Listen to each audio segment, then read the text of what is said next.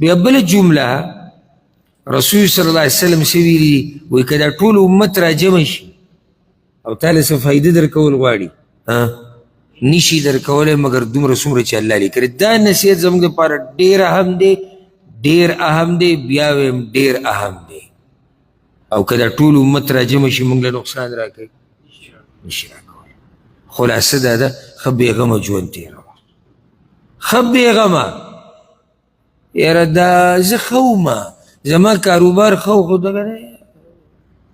دغه به څه وکړي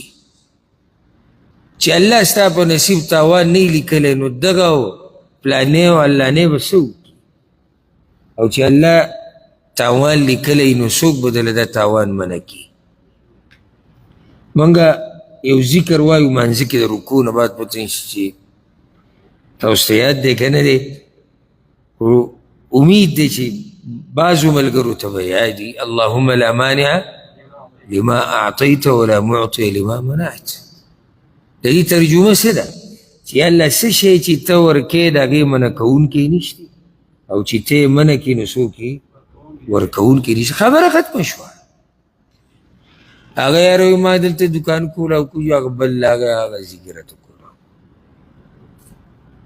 دا زمونږ هغه هر شی په لته ووایه چې څو پورې ستا په نصیب کې والله که څوک یې بله ته ووایي او چې ستا په نصیب کې نه که نه او علاقه نه ویم په ثابت ملک کې صرف یو دکان یې او هغه ستایي بیا به راته رزق نه میلاویږي تاسو دې مارکیټونو ته ورشئ ګوره کله نه کله داسې چې پوره مارکیټ د یو شي لکه د جامو پوره مارکیټ د څه دی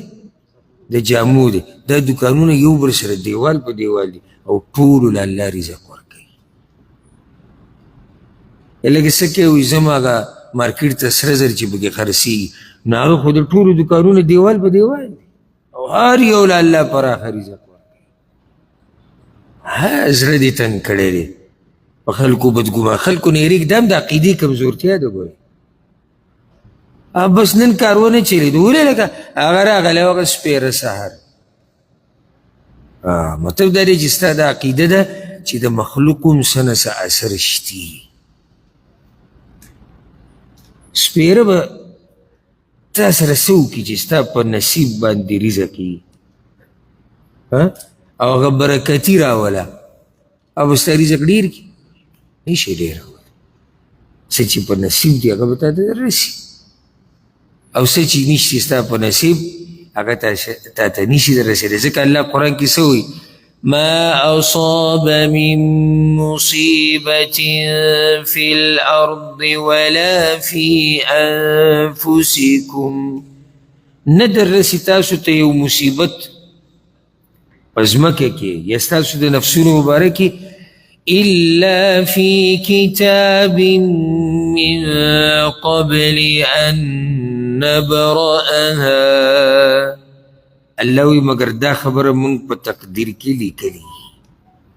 معلوم دی څه مصیبت چې در رسي الله څه وایي مونږ لیکلي مطمئن اوسه هغه حدیث کې اخرنۍ خبره څه ده قلمونه اوچت شوي دي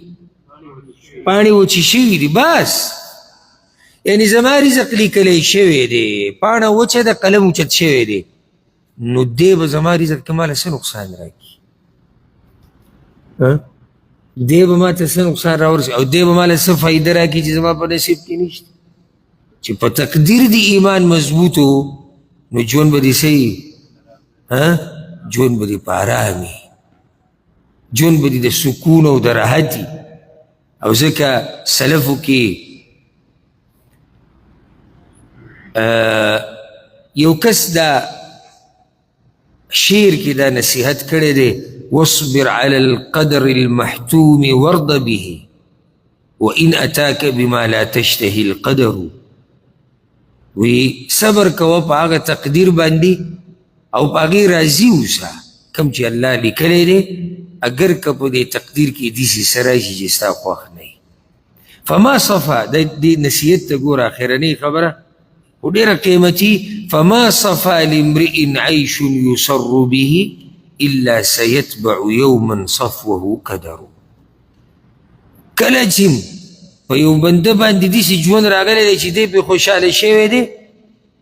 نو یاد ساتئ په دې خوشحالۍ پسې لازم څه نه څه داسې راځي چې د انسان طبیعت خراب کوي. مطلب دا دی چې په تقدیر کې هر قسمه خبر راتلی شي. خوشحالي دنیا کې چې ژوند تیری یو څو خبرې به راځي، خوشحالي غم، خوشحالي او غم او دغه شان راحته او سخته، روغ صحت، بیماری، ځواني، بوډاوالی، یو کېدل او بیلتون، ژوند، مرګ.